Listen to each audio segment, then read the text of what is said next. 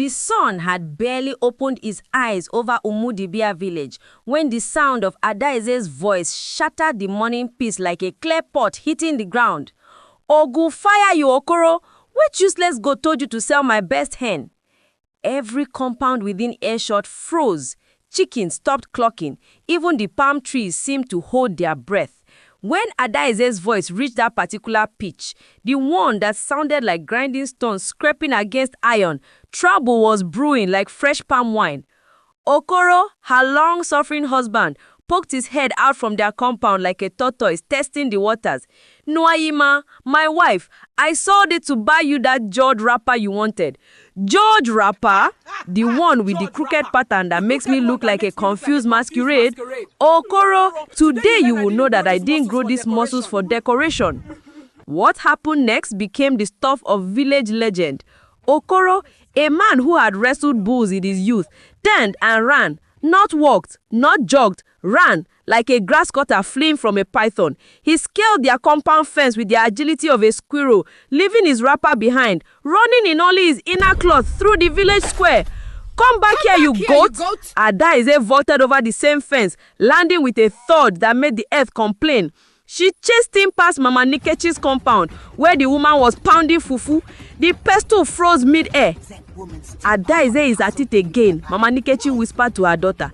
That woman's temper hot past ogiri pepe. By the time they reached the village stream, a crowd had gathered, not to help Okoro, but to watch. Entertainment was scarce in Umudibia, and Adaeze's episodes were better than any traveling masquerade troupe. Okoro splashed into the stream, thinking water would slow his wife down. He was wrong. Adaeze plunged in after him, and what followed was a spectacle that would be retold for generations. She grabbed him by the ankle, dragged him back to shore, and proceeded to give him what the elders would later diplomatically call a serious attitude adjustment. Please, please, Okoro begged. The whole village is watching. Let them watch, Adaeze declared, sitting on his chest like it was a three-legged stool. Let them see what happens when a man sells his wife's property without permission. Am I a fool? Do you look like a person whose hand you can just sell anyhow? Chief Okonkwo arrived at the scene with his walking stick, trailed by three elders. Adaeze, get off that man before you kill him and we'll have to do expensive burial rites. Adaeze stood up, breathing hard, hands on her hips. Her wrapper had come loose during the chase, and she had tied it around her waist like a warrior going to battle. Chief, you people should tell this goat I married that when a man wants to sell something, he should sell his own things, not mine. Okoro, is this true? Chief Okonkwo asked. Okoro, still lying on the ground like a fallen Iroko tree, nodded weakly. Yes, but what? Adaeze cut in. There is no but. That hen was my champion layer. 7 eggs a week. 7. And this fool sold it to buy me cloth that makes me look like a moving sack of Gary. The crowd couldn't help it. Laughter rippled through them like wind through bamboo. Chief Okonkwo sighed. This was not the first time, nor would it be the last. Adaeze, you cannot keep beating your husband in public. It is not our custom. Custom? Adaeze's eyes flashed. Chief, did custom help me when Okoro drank 3 gallons of palm wine and tried to fight the Iroko tree, saying it insulted his ancestors? Who carried him home? Did custom carry him? Was it not this my arms that you people now want me to keep folded? The elders looked at each other. She had a point. And that time he bet our yam harvest money on that wrestling match in the next village. Adaeze continued, warming to her subject. Did custom refund our money when his friend Lost Tooth Emeka lost the match in 3 seconds? 3 seconds! I had to fight Emeka myself to get our money back. You fought Emeka? One of the younger men in the crowd gasped. Lost Tooth Emeka was built like a palm oil drum and had the temperament of a wounded buffalo. Fought him and won. Adaeze said perpetually. He cried like a child when I put him in a headlock. His wife had to bring palm wine to beg me. Okoro, who had finally managed to sit up, added weakly, It's true, I was there. She made him call her auntie. The crowd erupted in laughter again. Chief Okonkwo raised his hand for silence. Nevertheless, Adaeze, this behavior must stop. You are making the men of this village look weak.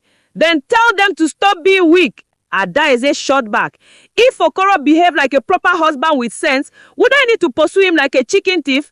An old woman at the back of the crowd, Mama Chioma, the oldest person in Umudibia, cackled with laughter. Leave the girl alone, Chief. In my day, we had women like this. They called us the Iron Ladies. Better a strong woman than a weak one who lets her husband ruin the family. Chief Okonkwo knew when he was beaten. Fine, Okoro, go and retrieve your wife's hen. But Chief, I already sold it to... I don't care who you sold it to. Chief Okonkwo's patience had run out. Go and retrieve it, or buy another one, or I swear by Amadioha, I will let your wife handle you again, and this time I will sell tickets. That drew applause from the crowd. As people dispersed, still chuckling and retelling what they had witnessed, nobody noticed the worried look passing between the elders. The Great Yam Festival was in 3 weeks, and this year, Umudibia was hosting the inter-village wrestling competition. Their champion, Okora for the Bull, had broken his leg falling from a palm tree while drunk, but that detail was omitted from official accounts. They needed a replacement. Later that evening, the elders gathered at Chief Okonkwo's compound. We have no champion. Elder Oguchukwu stated the obvious. Okorafa won't heal in time. What about Dubem? Suggested another elder. He's strong. Dubem couldn't fight a mosquito, Chief Okonkwo replied. Last festival, he ran away when the opponent growled at him. They sat in a gloomy silence, passing around a gourd of palm wine. Then Elder Ikena, the youngest of the elders at 55, spoke up hesitantly. What about Adaeze? The compound fell silent, except for the crickets. Have you been drinking bad palm wine? Elder Oguchukwu demanded. A woman fight in the festival? Why not? Elder Ikena warmed to his idea. You also had today. She beat Okoro and he used to wrestle bulls. She beat Lost to Temeka. I heard she once fought off 3 thieves who tried to steal from her mother's compound. 4 thieves, Chief Okonkwo corrected quietly. I was there. One of them was my sister's foolish son. He still has nightmares about it. But she's a woman, Elder Oguchukwu sputtered. The neighboring villages will mock us. They'll say we've become so weak, we send women to fight for us. They will mock us worse when we don't show up with any fighter at all, Elder Ikena pointed out. At least, if we lose with Adaeze, we can say we tried something different. But what if, and hear me out, what if she wins? The possibility hung in the air like smoke from a cooking fire. The spirits of our ancestors will rise from their graves in protest, Elder Oguchukwu declared. The spirits of our ancestors should have thought about that before they made women like Adaeze, Chief Okonkwo muttered, then louder. We will approach her tomorrow, but nobody tells the other villages we are bringing a woman until the day of the festival. Let it be a surprise. The next morning, the delegation of elders appeared at Adaeze's compound with a white cloth, the symbol of important village business, and kola nuts. Adaeze eyed them suspiciously from where she sat braiding her daughter's hair. If this is about yesterday's matter, I already told Okoro he can have half of the eggs when the new hen starts laying. It's not about that, Chief Okonkwo began carefully. We have come to ask you for your help with a very important matter. Important how? The elders exchanged glances. Finally, Chief Okonkwo explained about the festival, the wrestling competition, and their lack of a champion. Adaeze stared at them. Then she started laughing, a deep, rolling laugh that made her whole body shake. You people want me to fight in the Yam Festival against men from other villages? Yes, Elder Ikena said firmly, while the others nodded reluctantly. And what will you give me if I agree? This was the part they hadn't discussed. The elders looked at each other in panic. Free palm wine for a year? Elder Oguchukwu offered weakly. Adaeze snorted. I don't drink. Try again. 3 plots of land near the stream? Chief Okonkwo tried. Already have land. What do you want? Elder Ikena backs directly. Adaeze's eyes gleamed. I want my own title. You elders have titles. Ogbuefi this, also that. I want to be called something too. And I want a seat at the council meetings. The elders recalled that she had suggested they all wear women's wrappers. A woman at council meetings? Elder Oguchukwu's voice rose 3 octaves. That's unprecedented. So is a woman fighting for the village, Adaeze replied calmly. Unprecedented times call for unprecedented solutions. That's what Chief always says, isn't it?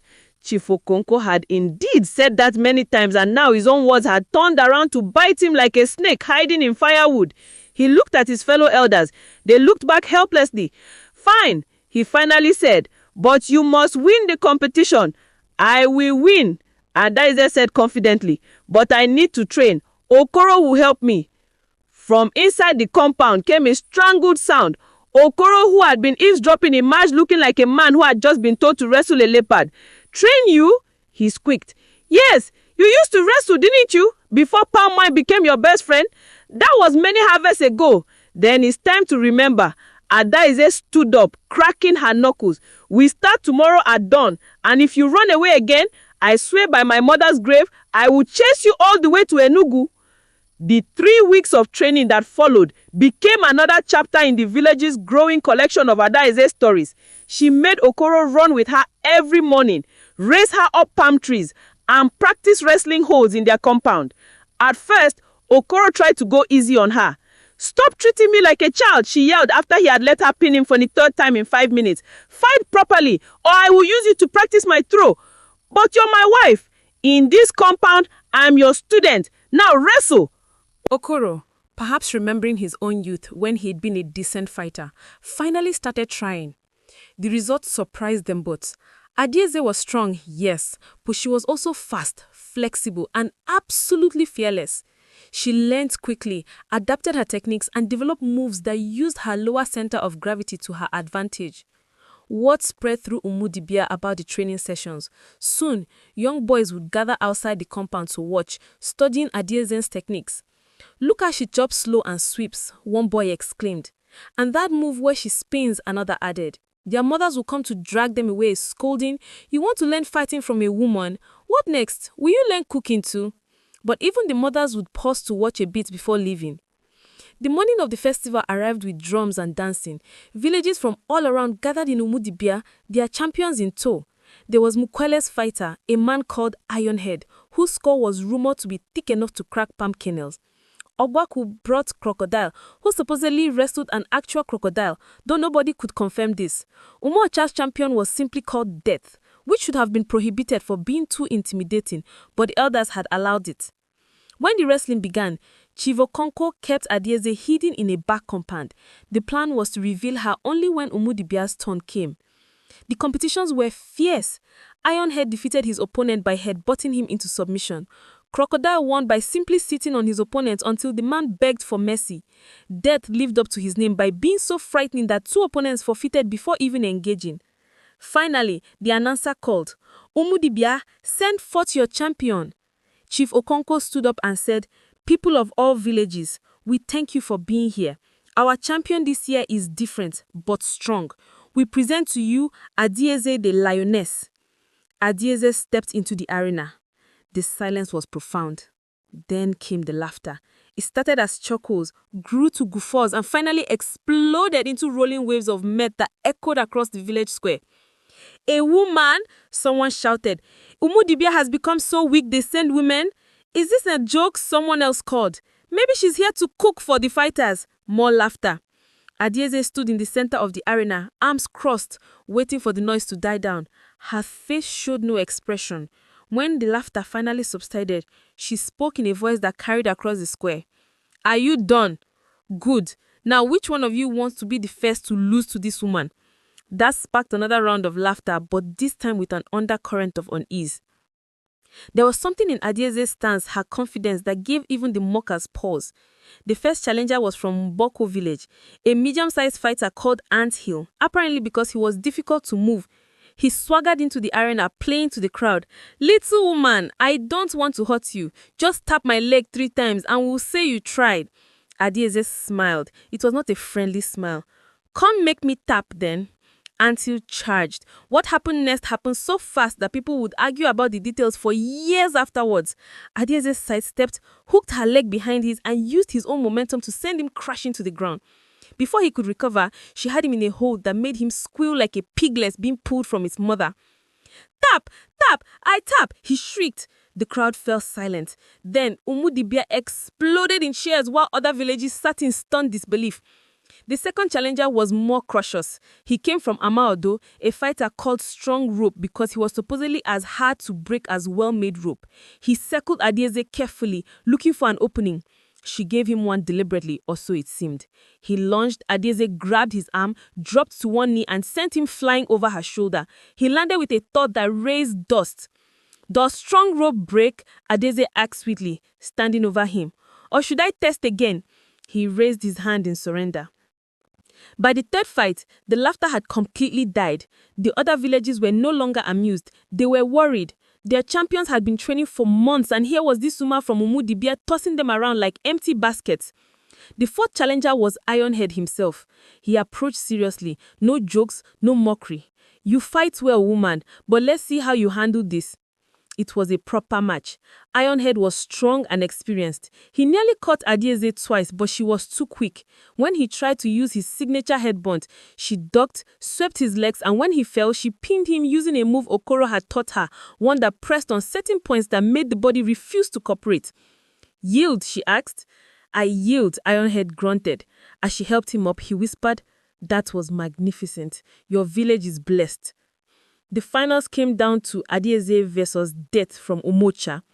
Death was indeed frightening, tall, muscular, with scars that suggested he survived encounters that should have killed him.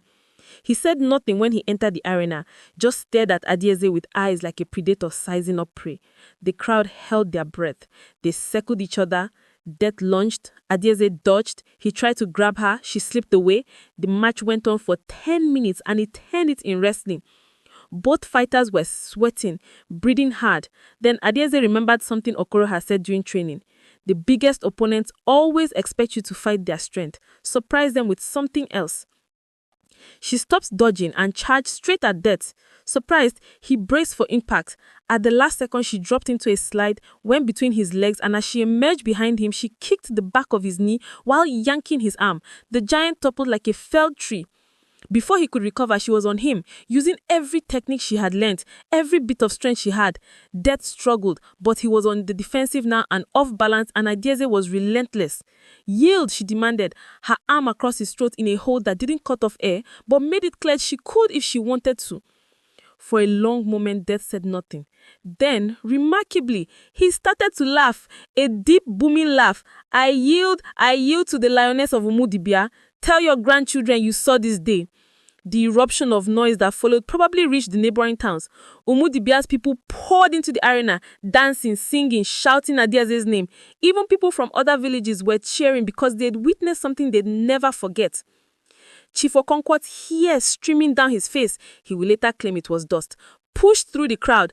Adaeze, you have brought glory to Umudibia. From this day, you shall be called Ogwefi Adaeze. You have earned your title. And my seat at council, Adaeze asked, still catching her breath. And your seat, I swear it. Okoro appeared, proud and terror mixed on his face in equal measure. My wife, you did it. Adaeze grabbed him in a hug that lifted him off his feet. Our wife, you mean? I couldn't have done it without your training. Please, put me down before you break my ribs in celebration. The feast that night was spoken of for generations. Whole goats were roasted, mountains of fufu were pounded, and palm wine flowed like the stream during the rainy season.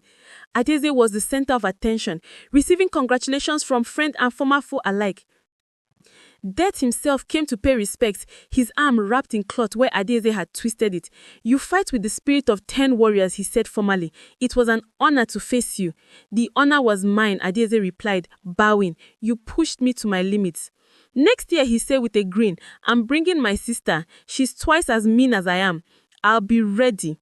As the celebration continued, the women of Umudibia gathered around Adaeze. Mama Nkechi, who once called her temper too hot, now touched her arm reverently. You've shown us something today, she said quietly. You've shown our daughters they can be strong. We were always strong, Adaeze replied. I just made it loud. The men, meanwhile, huddled in their own corner trying to process what had happened. Elder Oguchukwai, who had protested most vociferously against the idea of Adaeze fighting, cleared his throat. I was wrong, he announced, completely, absolutely wrong, and I'm a man enough to admit it. Mark this day, another elder joked. Oguchukwai admitted he was wrong. Truly, we live in miraculous times.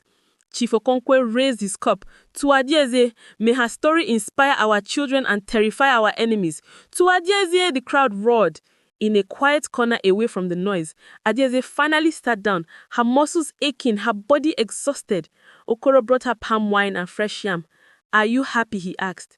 She looked at him, this man she had chased through the village just weeks ago, this man who had helped her train despite his fears, this man who had never once told her she couldn't do something even when everyone else did. I'm happy, she said. But Okoro, yes, don't ever sell my chickens again. He laughed, then stopped abruptly when he saw her face. You are serious? Very serious. I'll never sell your chickens again. Good. Now sit with me. Let's enjoy this feast you didn't have to cook because your wife won it for us.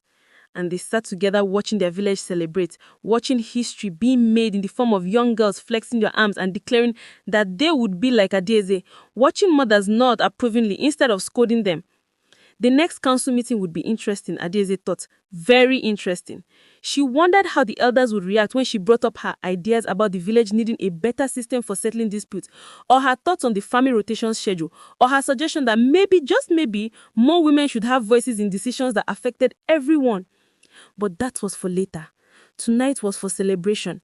Tonight was for remembering that sometimes the strongest person in the room is the one everyone underestimated. Tonight was for honoring the woman who fought her husband over a hen and ended up fighting for the honor of an entire village. And somewhere in the celebration, someone started a song. Adaeze, Adaeze, lioness of the land, who says a woman's place is just to pound with her hand. She will fight your battles, she will defend your name, and if you cross her path, you will remember the pain. Adaeze, Adaeze, hear the people sing, stronger than the men, our warrior, our king. The song was wrong in one count. Adaeze was definitely a queen, not a king. But the spirit was right, and as the night wore on and the celebration grew louder, the legend of Adaeze, the woman who beat her husband, won the Yam Festival, and changed Umudibia forever, took its place among the great stories of the land. And every time someone told it, they added their own embellishments, until nobody was quite sure anymore where truth ended and myth began. But everyone agreed on one thing: you didn't mess with Adaeze's chickens.